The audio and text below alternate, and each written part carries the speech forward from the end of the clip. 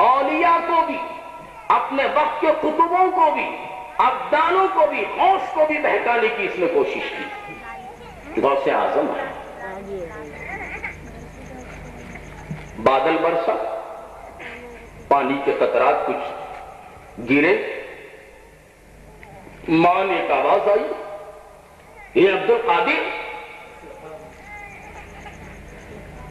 آپ کی عبادت اور ریاضت کے پیش نظر ساری حرام چیزوں کو ہم نے حلال کر دی۔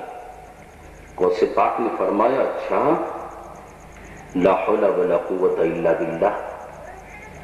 جب میرے جد امجد سرور کائنات فخر دو جہاں جناب محمد الرسول اللہ صلی اللہ علیہ وسلم پر حرام چیز حلال نہیں ہوئی تو مجھ پہ کیسا ہو سکتا ہے؟ آپ نے علمی میدان میں نہیں ٹٹولا، اپنے آباء و اجداد کو دیکھا، اپنے آباء و اجداد کو دیکھا، ان پر نماز معاف نہیں، حرام حلال ان کے لیے نہیں ہوئی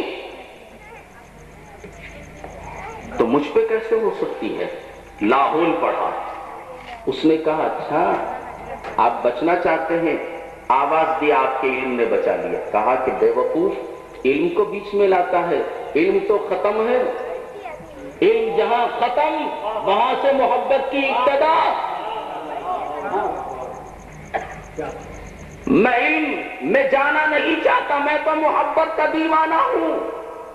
میرے جد کریم محمد الرسول اللہ پر جب حرام چیزیں حلال نہیں ہوئی تو مجھ پر کیسے ہو سکتی ہے؟ شیطان دور ہو جا، میں تیرے فریب میں نہیں آ سکتا۔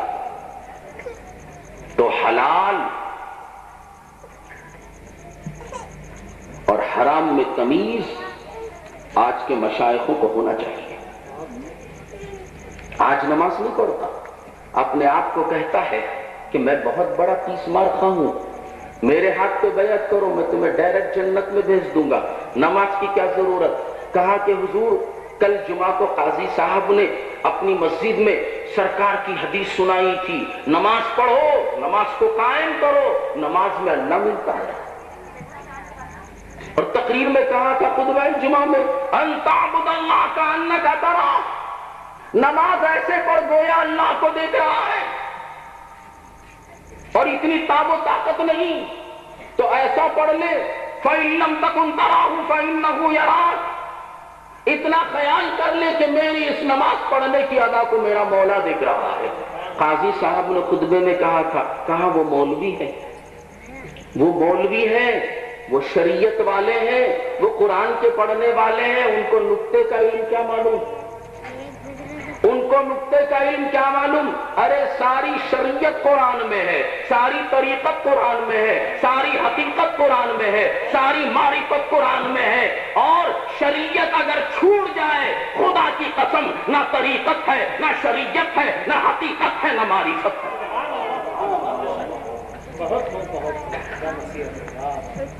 میں آپ کو بتاتا چلوں، میرا مزاج خانخواہی ہے، بزرگوں کا غلام ہوں، وہی باتیں کہوں گا جو میں نے اپنے پیر کامل سے پایا، بتاتا ہوا چلوں۔ سنو، شریعت، طریقت، حقیقت، معرفت کو سمجھنا چاہتے ہو تو شریعت میں آپ کو سمجھاؤں، شریعت دودھ، مثال دے رہا ہوں، شریعت کیا ہے؟ دودھ، جواب دیتے چلیے، شریعت دودھ ہے۔ اچھا، دودھ سے اگر آپ دہی بنانا چاہتے ہیں تو کیا کریں گے؟ دودھ کی دہی کس سے بنتا ہے؟ دودھ سے۔ دودھ میں ایک قطرہ کھٹا ڈال دو تو دہی بنتا ہے۔ تو دہی کس سے بنا؟ دودھ سے۔ اچھا، اب مسکا بنانا ہے، یہی عام فہم بات کہوں میں، عام فہم بات وہ بولی کہہ کو بولوں جو آپ کی سمجھ میں نہ آئے۔ کسی شاعر نے بہت ہی اچھے انداز میں کہا، دکن کے رہنے والے تو دکنیچ بول، دکن کے رہنے والے تو دکنیچ بول، تجھے کیا پڑی ہے تو اپنیچ بول۔ میں ایسی بولی کیوں بولوں جو آپ کی سمجھ میں نہ آئے؟ مسکا بنانا ہے، تو مسکہ کس سے نکلتا ہے؟